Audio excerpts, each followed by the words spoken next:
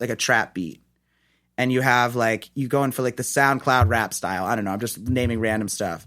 But what you could do is go to like 5 different tracks and like take like the hi-hat of one track and use that to inspire the hi-hat pattern.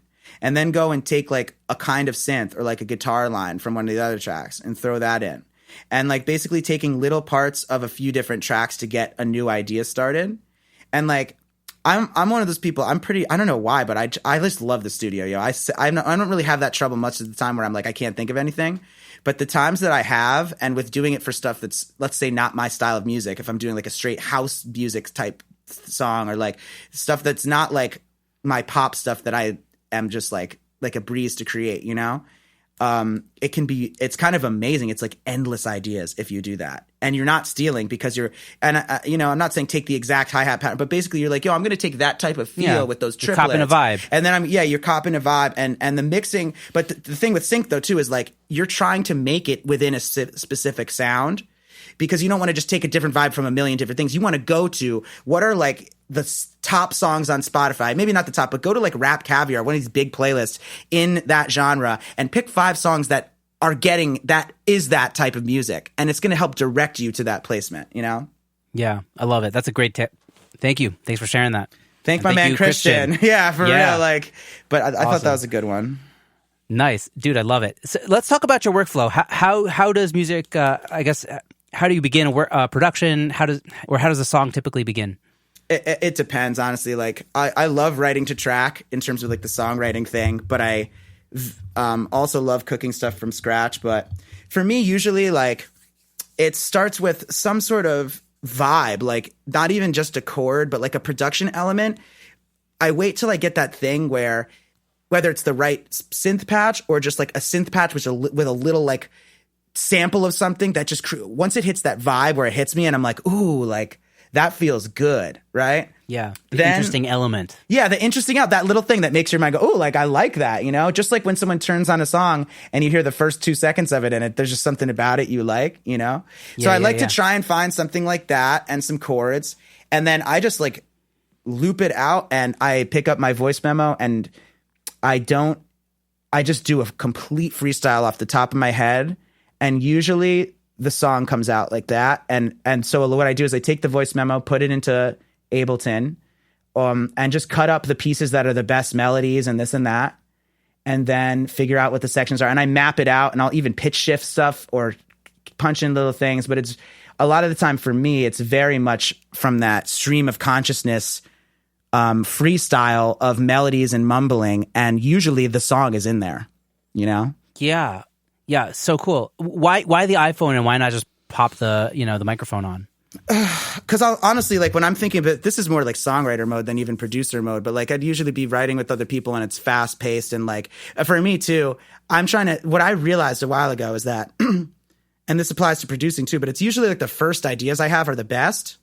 And if I hear that, I like the way I do these freestyles, I don't even want to hear the beat. Like I purposely don't listen to whatever the idea is until the second I do the freestyle, because I know the best thing is going to come from me hearing it first. So that's the reason too, is like, I don't want to set up a mic or have it loop it. Like when I find that element, I'm just like, okay, it's time to freestyle. And I just like turn on my phone and go, you know? Wow. So cool. Do you mix your productions, or do you send them out? I do. So this is another thing. Like a couple years ago, I was still sending out my stuff, but I hit that point where I was like, nah, I can do this. I did a couple mixes, and I was like, people were like, who mixed your stuff? And I was like, man, why am I paying people to do this? So yeah, I do the mixing and mastering too.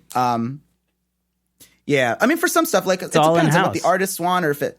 Yeah, for my stuff, like I'm mixing it myself. If with other artists, if they have their people, I'm not going to be like, let me mix it. I'm like, of course, you have your person mix it, you know. But process-wise, production, more and more, I feel like it's getting that basic vibe. You have the song written, or you know, if the song is already written, because I would usually focus on writing the song first before we produce it, because I want the production to perfectly work around the vocal and the top line, you know. Mm-hmm. So once the song is written, then I'd usually start with drums a little bit if there are, and again, just looking for those magical parts, and guitars too. Like I usually start guitars pretty early in the session. It's my main instrument, you know. Tell me a bit about those guitar synth things that you were about. You hinted to at the beginning. Yeah, so like a lot of my style, especially for Dylan Emmett songs, is very like organic elements used with modern processing techniques. And I know that's like everybody's doing that, you know, but for me, it's more of just like, it's my little way of differentiating. And so like with the guitar thing, if I can make a synth patch out of guitars instead, which usually I'll get some really cool results too, because I play guitar a lot better than piano too. So it's kind of like this right. thing where it just kind of makes sense. But yeah, the general idea with the guitars is a lot of LFO tool and reverbs and distortions in different ways. Like that's one thing that you can really get a lot of sounds out of, is just having like an LFO tool doing like basically a volume pedal automation, right? Yeah. And like reversing stuff too. So like I'll take chunks of audio and reverse it randomly in the middle of bars, sometimes evenly, this and that. Same thing when you reverse something with that LFO tool and the reverb basically like wets it out so it's completely like, you know, it's so wet that it's indistinguishable, and it becomes like this just kind of like heavenly little like sound, right? And then an LFO tool gives it the same thing that like in Serum, your LFO would be controlling how your synth is, you know, how it's moving, what its release time is, how long, that kind of stuff.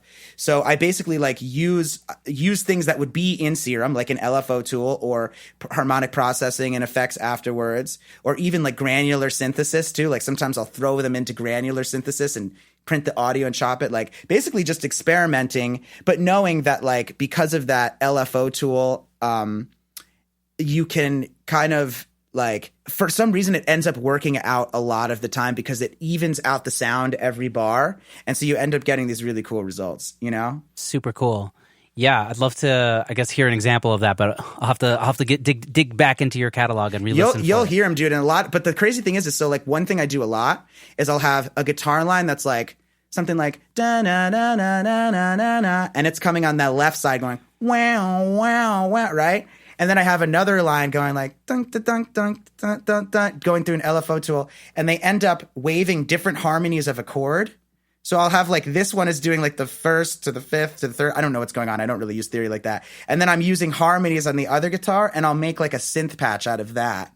And you can't even tell it. Like half my stuff, no joke, is guitars, but you just wouldn't even notice. Wow. Do you ever like record them and then use them as samples and then play them as a sample, kind of like a synth, or is it always just played as a a guitar? Yeah, like a lot. There's been a bunch of songs where I do this thing where like I'll take a vocal and distort it and kind of treat it like a guitar, and then I'll take the guitar distorted and chopped up though as well, and like make it like indistinguishable where you're like voice and guitar jamming with each other, but it kind of sounds like it's the same thing, you know? Wow, that sounds super neat. Which is pretty cool. Yeah. Yeah, there's a song of mine called Melatonin where there's just a really old one, but that was like, we had a lot of fun doing that. Cool. I'll have a look after the episode.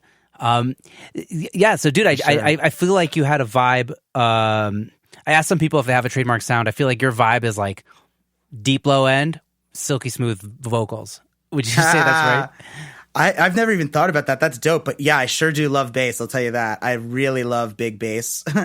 And yeah, your kicks were all like had a lot of girth to them. Yeah, bro. I can't help that. I do.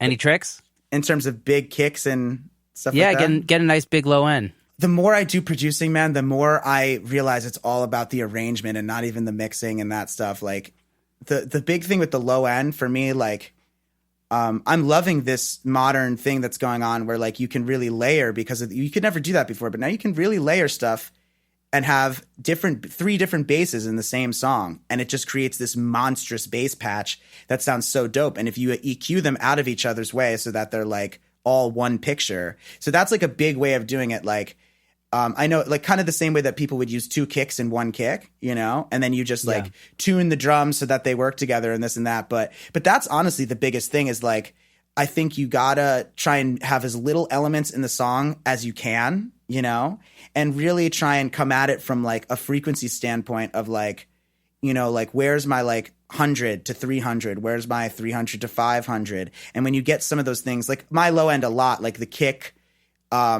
and bass, and it'll be like a bass patch too that's not sub range, but it's like a little bit above the sub range. But you can't even tell. It just sounds like one huge bass, you know? So, but yeah, the arrangement I think is more than anything like of getting your shit really bumping, and also having good samples too, you know? Yeah. What's your favorite sample library? I'm a splice dude, especially because like Ableton, you can take sound and warp it so easily. So I'm on Splice all day, every day, grabbing the craziest things, people yelling sticks and stones and turning them into like pianos or like whatever. But yeah, like especially for drums too, like I get all my drums mostly off of Splice or like things my friends have passed to me, you know? Yeah, I think that's what I'm most jealous of the Ableton users. It's like how easy it is to sample something and just mess with it. It just seems there's like no DAW that works that quickly. It's nuts, dude. It's really crazy, especially because like it sets you up in a way where you don't even have to care about what type of instrument it is. It's all about the texture. Like if I hear a texture I like in a drum or a piano, I could turn it and stretch it into a synth like that.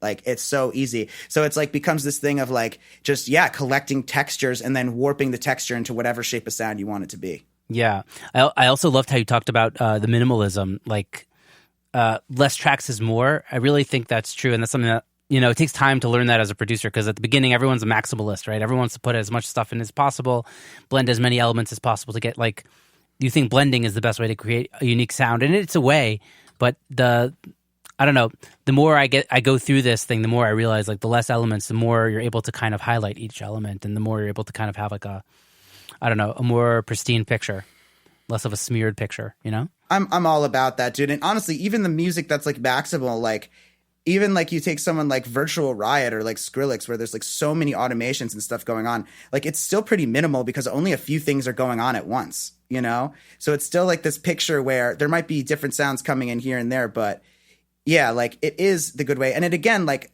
for me too, I'm always coming at producing from a songwriter first, right? And so like my goal is to set up a palette to make the song shine, but also stay out of the song's way, right? And that's where the minimalism comes in, because like you could have like a big banging drum thing or whatever, but like it might just come down to having the perfect rhythms around that vocal so that it grooves and you're feeling good. You know, like I feel like that's such a big part of it.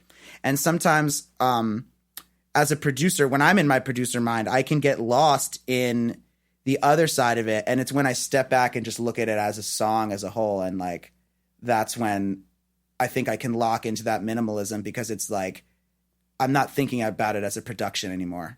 You know, it's a whole song. Any tips for, not losing the forest for the trees? How do you know when you need to like step back? These days, it's kind of weird because I've noticed like, because I time myself sometimes, and I've been timing myself for a while, and like I'm pretty much like producing stuff in the same amount of time now.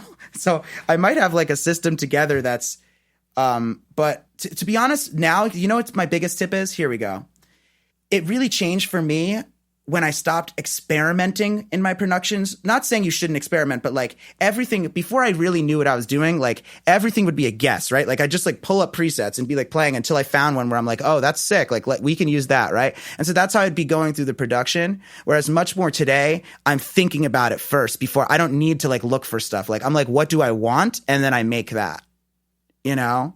And so like that has been definitely, but you can't do that. Like you have to go through the thing where you experiment. And even when new plugins come out, like I need to go through that process with those new plugins and figure out how to really, you know, so it's all part of the process. But that has been the biggest thing for me that I feel like has really changed the game of my productions, is once I trusted myself enough to design sounds, you know, because before I would just like self-limit and be like, I'm not a producer, I'm a songwriter, you know, like how can I even do, but like I started being like, no, like I can make like that twisted weird thing that's in my head. I'm going to try it. And then I was like, whoa, I actually did, you know? And so like, but yeah, coming at it from thinking about it first I think is the golden way. If you can, you still got to experiment. And sometimes the best stuff comes from experimenting, but like, yeah, I want to like hear, if I can, I want to hear it first, you know, in my head. Yes. That's super important. I think that is what makes somebody a producer, is like you have a vision and you just go and actualize it. And also with mixing, it's like, okay, I know how I want this to sound. So it's just finding the right plugin to do the thing that, you know, this needs this kind of a compressor to get this kind of a sound. I need to do this with the EQ to get this sound in my head. So I have it in my head. Let's just go and do it, you know? Yep. Yeah, and over time, like that used to take me 5 hours to do a bass, but over a while you just get, you know, it's just practice